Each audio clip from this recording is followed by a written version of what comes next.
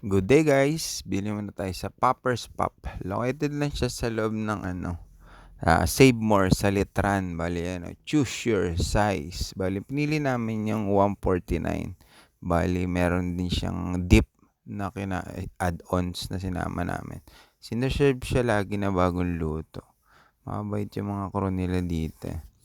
Yan o. It's popping delicious. Yan yung mga flavor. Salted egg yung pinili namin flavor na may kasamang dip. Ang bagong luto nila lagi silang sinaserve dito. Kaya masarap siya kasi bagong luto palagi. Mainit pa talaga. Bago yung dip, napakarami. Kaya sabi ko, isaw-saw maigi sa dip para masarap. Salted egg flavor na hinalo na. Dami rin nung 149. Ilang piraso rin siya. Dami rin nabili sa kanila kasi bagong luto palagi. Syempre, taste test na tayo. First bite.